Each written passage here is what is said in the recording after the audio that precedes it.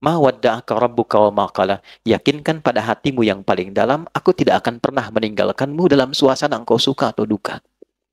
Kalau ngaji kayak gitu, setiap ayat itu ada maknanya, Pak, Bu.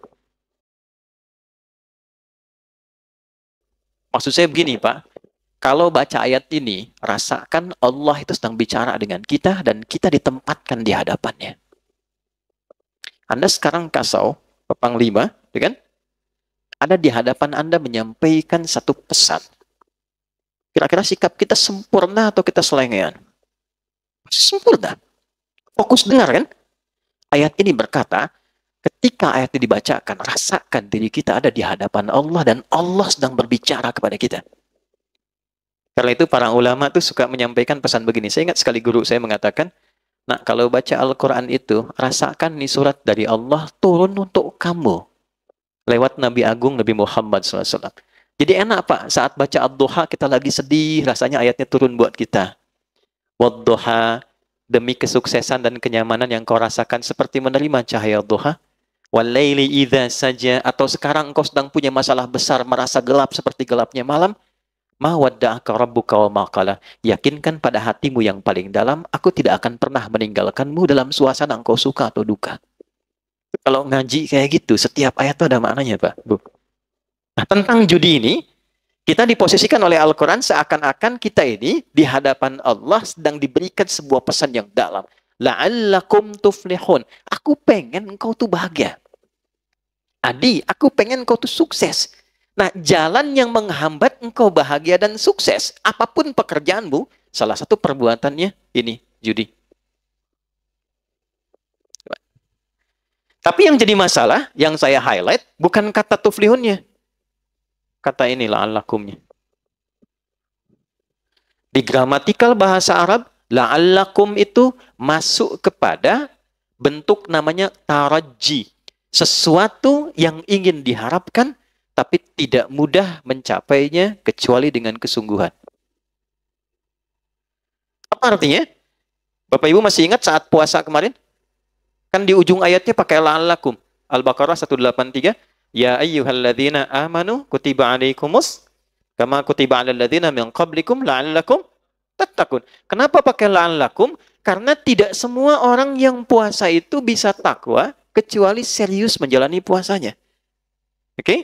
Nah, tidak semua orang yang pengen kebahagiaan dan kesuksesan bisa dapat itu kecuali serius untuk menjalaninya. Anda kalau pengen serius karir di sini Koopsud, serius tunaikan tugas Anda. Tunaikan dengan profesional, secara proporsional, cintai pekerjaan, Anda lebih dekat kepada kesuksesan. Tapi pertanyaannya, kenapa ayat ini disandingkannya dengan maisir, judi? Karena ternyata, kalau orang sudah ditawarkan dengan sifat-sifat itu, tidak mudah kita bisa menghindari dan meninggalkannya. Ini poinnya. Ini penghambat kebahagiaan, tapi tidak mudah untuk bisa menghindarinya jika sudah ada tawarannya. Nih Pak, gampangannya gini ya Pak ya. Ini ada 20.000, Bapak Ibu sekalian.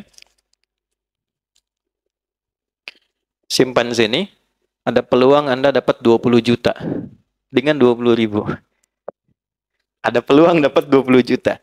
Kira-kira nih, kalau ada orang mengatakan demikian saat ini, Pak, Bapak simpan aja nih 20.000 Pak. Ada peluang, walaupun peluangnya 2/10. Dari 10 itu ada 2% Pak, ada di situ. Tapi mungkin Bapak yang dapat. Cuma 20.000 kok nggak ada apa-apanya. Bapak taruh 20.000, dapat 20 juta. Kalau Anda tiba-tiba punya 20.000 di kantong itu, ditawarkan 20 juta dengan tawaran tadi, pilihannya, saya tanyakan, Anda simpan 20.000 itu untuk bertaruh, atau Anda tinggalkan itu? Tidak dijawab, artinya nggak mudah kan? La'allakum tuh. Karena nggak mudah, Pak. Nah, judi itu sifatnya begitu, dan itu dimanfaatkan betul dalam konteks sekarang. Karena sifat manusia apa? Kecenderungan manusia ketika dominan nafsunya, dia melihat mana yang paling banyak kuantitasnya. Dia nggak lihat kualitas. Jadi di nafsu manusia itu ada kecenderungan yang mendapatkan banyak. Contoh gampang nih, ini ada prasmanan misalnya ini. Bapak pengen makan banyak atau sedikit? Umumnya banyak. Kan? Kalau gajian pengen banyak atau sedikit? Pasti banyak. Kalau bonus pengen banyak atau sedikit? Banyak. Lalu di hadapan Anda ada yang mengatakan, taruh 10.000, Anda berpeluang dapat 100 juta. Aktiflah sinyal pengen banyak itu.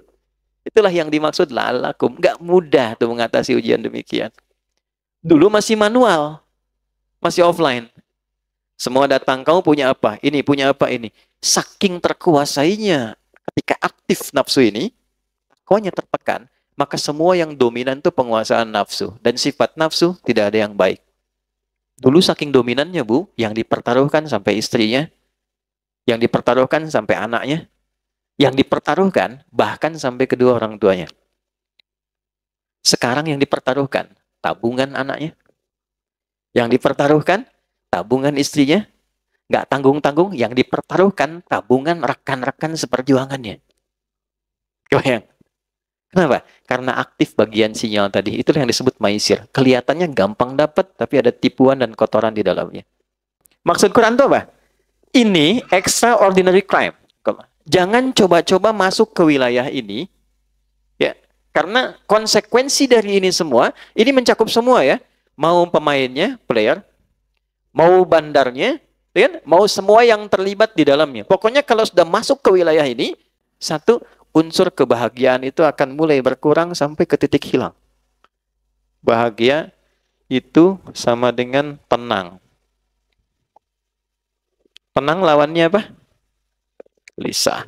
Jadi orang yang judi, hal pertama yang dia dapatkan dalam hatinya, kegelisahan.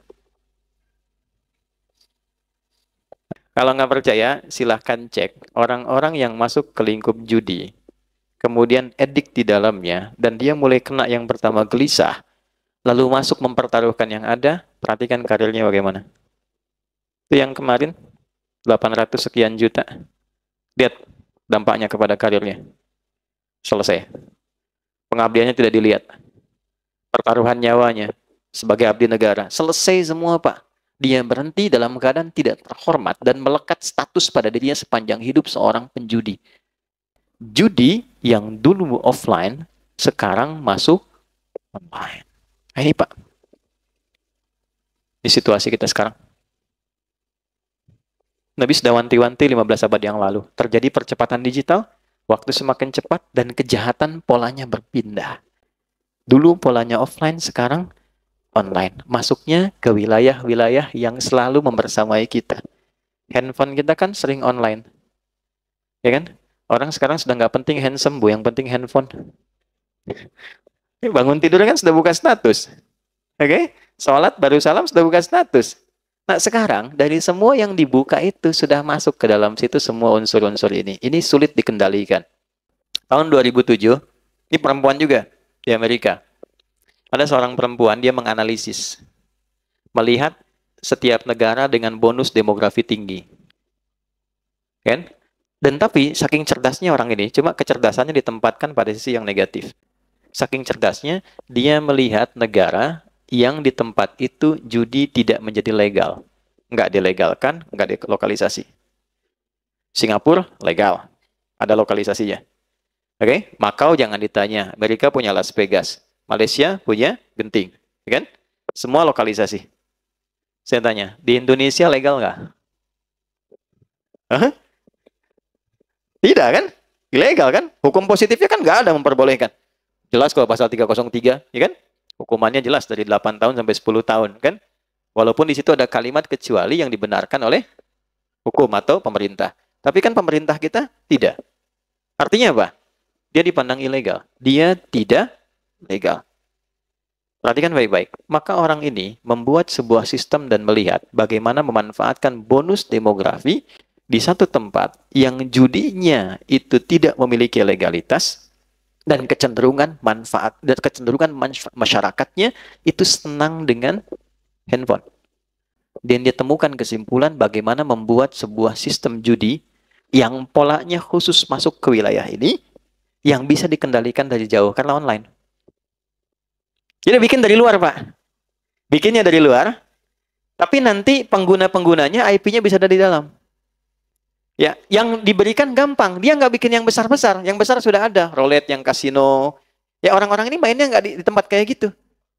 Kalangan-kalangan yang tidak ke Las Vegas, tidak ke Macau dan sebagainya, difasilitasi pada satu bagian perangkat yang dia bawa dalam hidupnya terus. Masuk di kantong ya.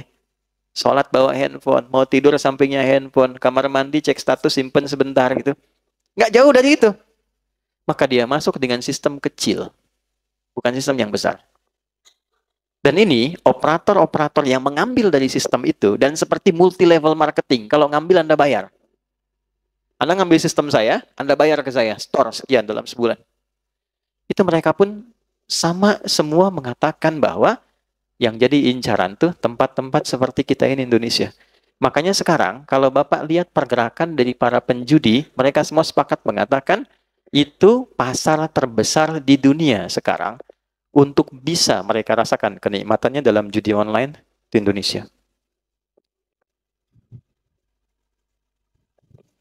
Pak, yang disasar cuman 10.000, 5.000. Kelihatannya nggak banyak. Bikinkan slotnya, tuh, 2, 3, 4 slot. Maka kita apapun namanya, dia bikin dulu polanya semacam judi slot. Ya, Pak? Dikasih slot, tapi ditempatkan dalam bentuk pola seperti game. Anda beli, diatur gamenya, dikasih ID-nya, dikasih sekian durasinya, berapa Anda deposit di situ. Taruh dah 10.000, taruh 500.000, taruh 5.000, ya. Tapi yang ditampilkan apa? Dengan Anda menyimpan 5.000, peluang Anda mendapatkan 10 juta misalnya. Withdraw, WD.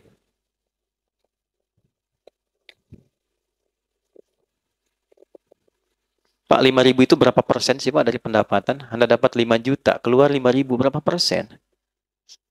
Cuma 1% kan? Dianggapnya biasa kan Pak ya? Biasa tuh maksud saya sedikit kan?